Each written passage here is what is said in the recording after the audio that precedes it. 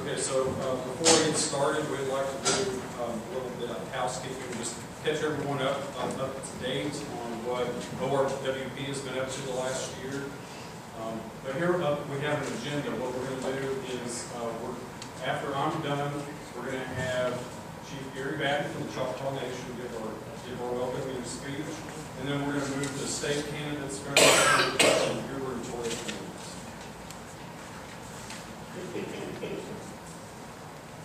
This year we started a youth education program which we call Water Ed. We've been going into classrooms, going to festivals with a watershed model just to teach them what a watershed is, how water moves around on Earth. And the curriculum has been developed for grades 3 through 7. Thank you very much. And we have a new website. Here's a picture. This is actually from the Etoka County Fair. We're working with kids here with the model, showing them how water moves in a watershed. And on the models, a farm, a city, a little industry, a road, a lake. So really representative of the watershed. This is just a quick screenshot of the actual curriculum. And over here on the left, these are the current state standards. So we crafted this to address specific standards that are within the curriculum, state curriculum. This is our website. Now, other outreach and education that we're doing, we've been doing booths at fairs and festivals, as we've previously done. But we've also put up a new website. We're really active on Twitter, Facebook, and YouTube now. This is the way the younger generation communicates. So it's extremely important for us to have a presence there. Now this is our new website. What I'd like to point out is down here on this lower section, there's a Oklahoma water live news stream. So all the water news that comes up gets pushed to our website right here. And so you can visit this daily to see what's going on in the whole state and kind of sift through all the news for you and put it right here. And what doesn't show up here on our website will be posted to our Twitter account or our Facebook page. And so you can see here we've been advertising this one heavily. YouTube. This has been a powerful feature here. If you'll notice, the night of the gubernatorial debate, I actually recorded that on my computer and then reposted it immediately. Interestingly, 1,500 people watched that video. Also, I think what's interesting here, Senator Frank Simpson had a meeting earlier this year, and almost 200 people saw that video online. So it really expands the audience. We're looking at education and outreach here, so we can educate the public. So you can visit our YouTube account, see a lot of that.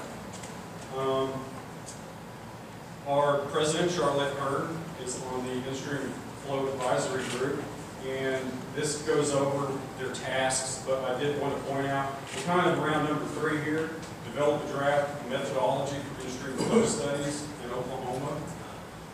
And the impetus behind the Instream Flow studies really is to protect Oklahomans' rights to water, the quality, quantity, and the timing of flows.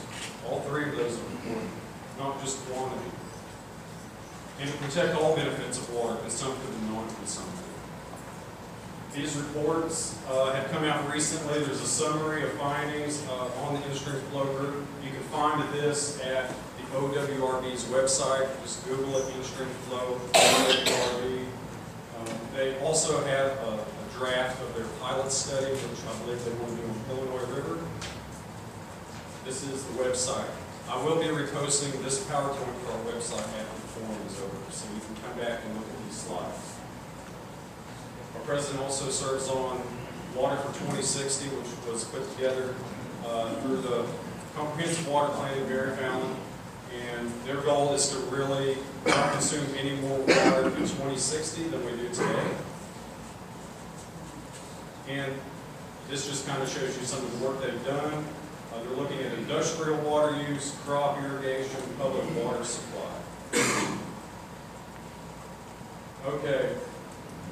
Now, before I get to that slide, everyone has their Brian Renninger story, and I have mine real quick, and I hope I can tell it. My Staffordshire passed away. Staffordshire Bull Terrier, my dog. 15 years old, passed away about a year ago. and thankfully Brian was in the office and he put him down. I couldn't bring myself to take him out on the back 40. But anyway, when I went back to pick up Parker, Brian had put Parker in the freezer, and I wanted to bury him out in the front yard. And I made a really nice memorial. I went and picked up Parker, and he was in a really odd shape. And the way Parker was laid down, he had his leg way out there. You know how dogs do when they lay down, they have their legs sticking out there? Well, that's how Parker was, frozen solid. And which means I had to dig a hole twice as big in this leg, twice as deep and everything. Well, my dog has a leg, the other dog in the ground is, he'll always have a leg up on him.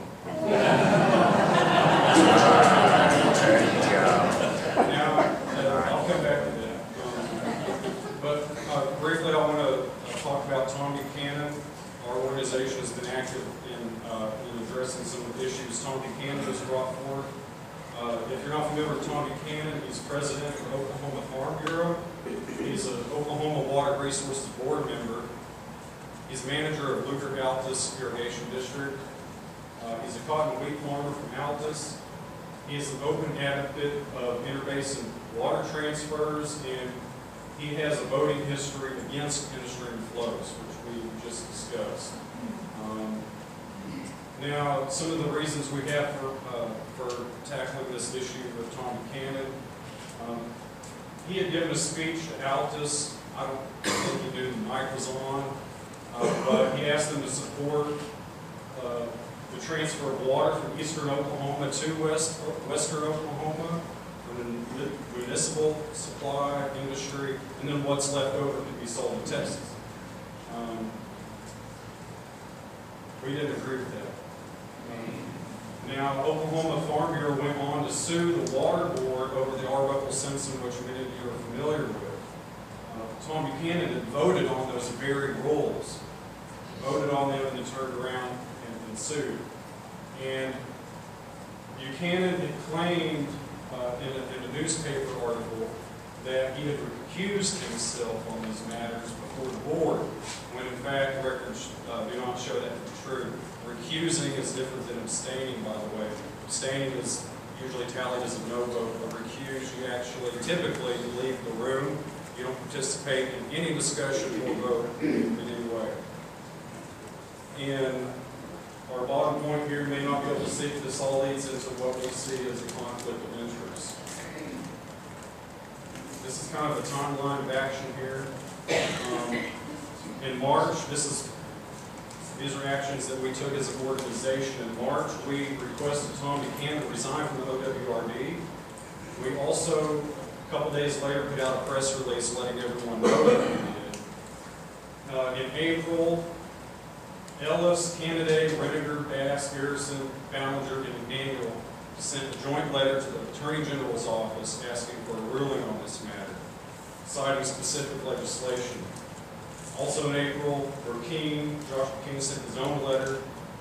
In May, AG refused to rule on Buchanan and referred it to the Ethics Commission. I find this interesting because actually the Oklahoma Farm Bureau had filed a complaint with the AG's office in 2002 when Ed White was appointed to the Water Board. At that time, the AG's office did make an opinion. In August, we sent letters to each county Farm Bureau office to let them know about Farm Bureau, Tom Buchanan, and their lobbyists, John Collison, and the plot to transfer water. And today, it brings us to today.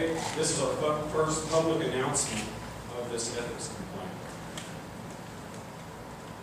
And I did want to, I found this picture. It was posted October 19th on Instagram. You're never safe anywhere. All of us young people have phones and they have cameras. But anyway, I wanted to put this picture up here because they keep saying out there, we haven't had a harvest in X number of years. Tom, I don't know how they did it, but they got half a bale here, an acre apparently.